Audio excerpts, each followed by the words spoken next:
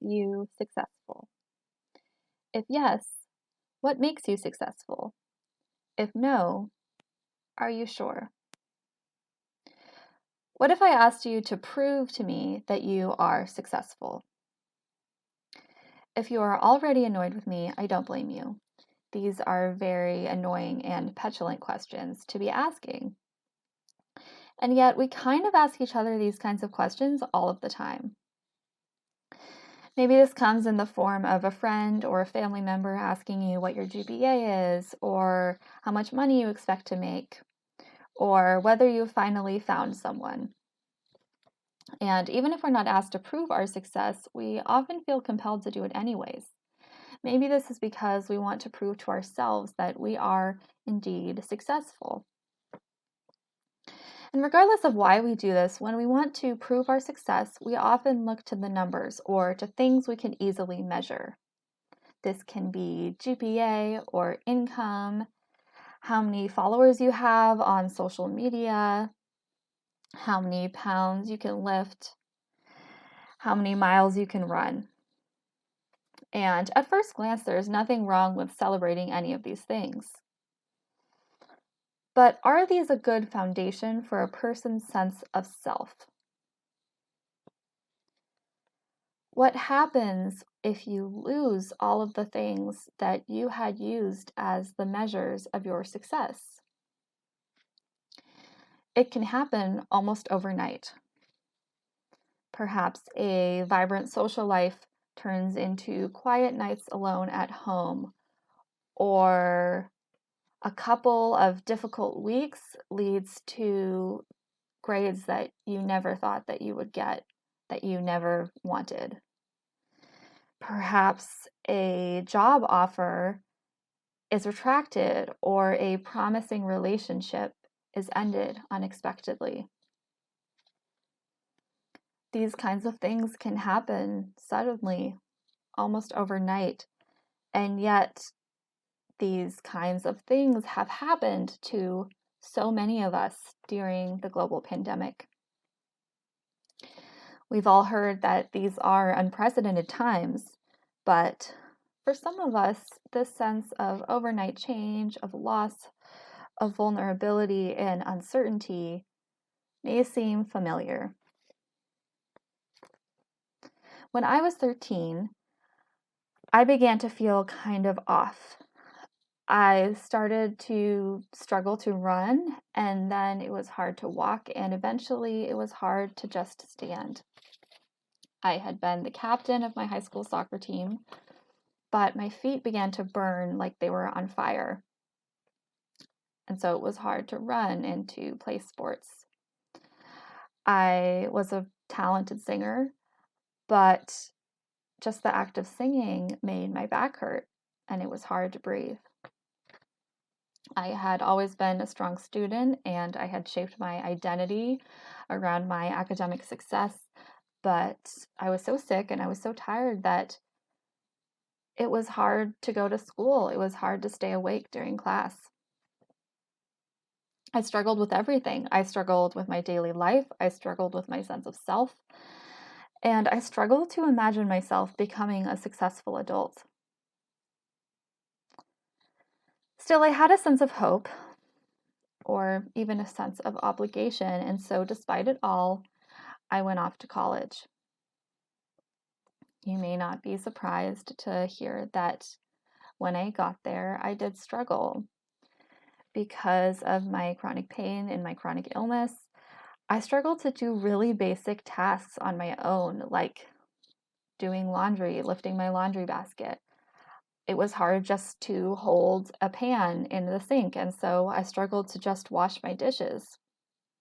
I could barely walk to class. I had about 2 friends, and my GPA wasn't too good. Still, I wasn't ready to think of myself as a failure. I wasn't ready to imagine an adulthood where my idea of my own success was completely limited by these circumstances that I had no control over. So I had to redefine success for myself. I wanted to redefine success for myself so that my sense of self and my sense of success was not just defined by my privilege or limited by my adversity. I didn't want to get swept away by my circumstances, and I needed something to anchor me and to guide me. And as I struggled, this one memory from high school kept popping up in my head. It was a Catholic school, and we said prayer a lot. And there was this one prayer that I remembered saying over and over. It went, God, grant me serenity to accept the things I cannot change, courage to change the things I can, and wisdom to know the difference. This prayer gave me a lot of peace when I was really sick as a teenager, and it gives me a lot of peace as an adult too. Grant me serenity to accept the things I can't change, courage to change the things I can, and wisdom to know the difference. There are a lot of things in life that we just can't change, and it takes wisdom to accept that. It took time for me to find the serenity to accept that I am chronically ill, and that means always ill. That means that I have several neurological and chronic health conditions that may get better, that may get worse, but which will probably never go away. So the wisest thing I can do is embrace my reality and make the most of my life as a person with chronic illness and disability. I must find the serenity to accept the things I cannot change and the courage to change the things that I can. So, when adversity changes my course of action, what gives me a sense of direction? I do. I can't control my illness. I can't control a pandemic or the economy. I can't control what other people do or think. But my values are something I do get to choose. I get to decide what matters to me. I can't always control what opportunities will be available to me or what privileges I'll have, but I can still decide what kind of person I want to be. I don't mean deciding that I'll be the president someday or the CEO of a Fortune 500 company. I mean, I can decide that I'll be a kind person, a patient person, a compassionate and empathetic person. I can decide to be courageous and generous with what I do have. Nothing can stop me from being that person. Nothing. Let me give an example. I am super passionate about teaching, and I really want to be a teacher. It's my dream job, and I've been working towards that. But being a teacher is a physically demanding job. It requires a lot of time and a lot of energy, and there's this sort of unspoken, implicit expectation of a certain level of health in order to be a teacher. So I've struggled with this realization of, what if my health does not allow me to have my dream job? And over time, I've gained experience tutoring students, mentoring students, and I realized that there are so many ways that a person can be a teacher. There are so many ways that a person can inspire and empower others. There are so many ways that a person can start important discussions and share the knowledge that they have. And so I now find serenity in the realization that no matter what happens with my health, whether it gets better or worse, regardless of where I earn my paycheck, I will still be a teacher in every way that I can be. Nothing can stop me from being that person. My circumstances will not deter me from becoming the person I want to become. Adversity may change my course of action, but I still determine my sense of direction. My values and my character are what define who I am. There's this great quote from Maya Angelou. She said, "People will forget what you said.